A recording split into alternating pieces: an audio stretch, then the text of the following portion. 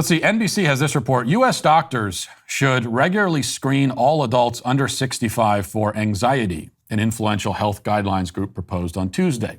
It's the first time the U.S. Preventive Services Task Force has recommended anxiety screening in primary care for adults without symptoms.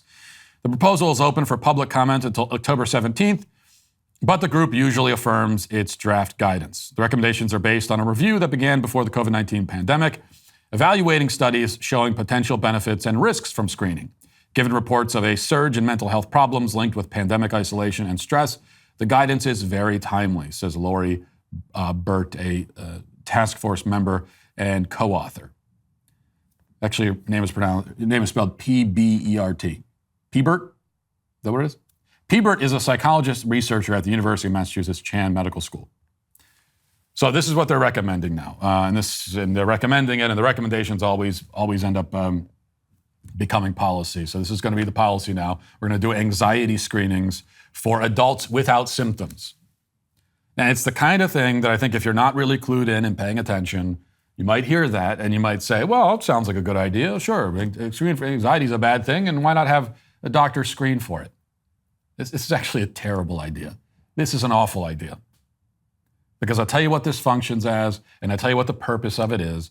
It is to funnel more and more people into the pharmaceutical pipeline. Get more and more people on drugs. They want to we don't have enough people on psychotropic drugs already. We don't have enough people on anti-anxiety, antidepressants already.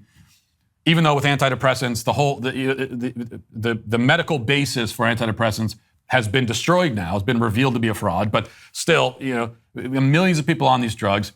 Not enough, though, for the system. They want even more people. And so now they're gonna start screening you for anxiety symptoms. So if they find hints of anxiety, they can say, well, let's get him on a drug too. Good news, you get to be on a drug. Screening for anxiety symptoms? Everyone has anxiety. It is the human condition. It is one of the most it is a hallmark of the human condition, in fact, is anxiety. It's one of the things that separates us from the animals. It's one of the defining traits of the human psyche is anxiety. Everyone has it, every single person. You right now, every single person watching, you all have anxiety. All of you. Like, there's never been a person who has walked through a day and not experienced anxiety. It has never happened ever in the history of humanity. And so now if we're screening everyone for it on a regular basis, that means that, what do you know? We're gonna find millions of more cases of anxiety, and that's millions of more customers for the pharmaceutical industry. And not just funneling them into the clutches of the pharmaceutical industry, but also into the clutches of therapists and counselors, which is a problem as well. Because although in theory, therapy and counseling can be a good thing. I mean, the whole idea behind therapy is you go and you talk to someone, you talk about your problems. In theory, that's a very good thing. And there are very good therapists and counselors out there. But a lot of them are rabid ideologues and gender ideology cultists with their own agenda. And their agenda has nothing to do with anything therapeutic. They're not looking to help you with your problems. So, for example, here's a viral TikTok posted by Libs of TikTok. Well, reposted. She didn't post it initially. This is from a therapist, and this is a TikTok that he posted. And this is what therapy is today in so many cases. So we'll play it, and we'll read the captions up here, but go ahead and play it. So it says, point of view, your homophobic, transphobic parents drop you off to therapy thinking I'm a hetero. And he starts dancing. Me, queer as F, here to validate your feelings, support you, talk about oppression, and challenge your parents. Then this is, again, something he posts willingly to TikTok for everyone to see. So he says, here's what he's actually here to do. Put that back up on the screen for a second. The end of that. What he's actually here to do, so the parents drop the kids off thinking that, well, am I going to get my kids therapy? They need some help. They have emotional problems. Makes sense as a parent. You'd like to think that you could trust a therapist.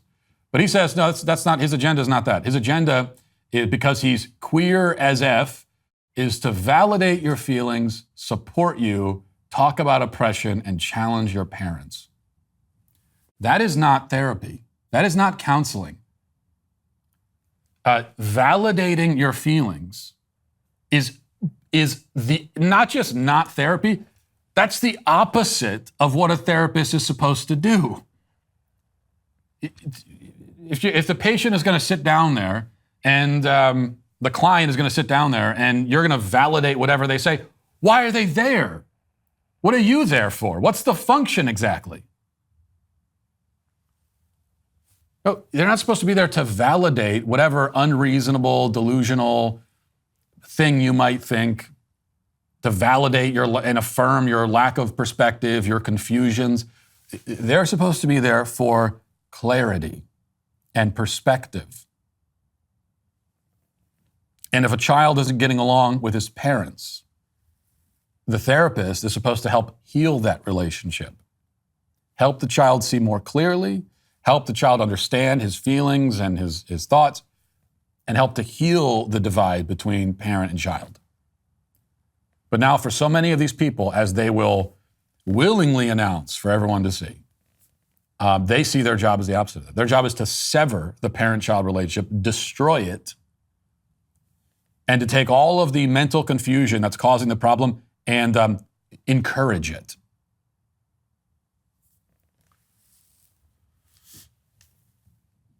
And there's going to be more victims as we start screening people for anxiety and depression and all these other things. That means sending them more into therapists. And then what happens? So someone gets screened. Maybe your kid gets a little anxiety screening, and the doctor says, "Yep, got some anxiety. Let's get him on drugs. Send him to a therapist." Sits down with a therapist, and the therapist says, "Well, I've figured out what your anxiety is all about. It turns out that, you think you're a boy, but you're actually a girl. That's what the anxiety is."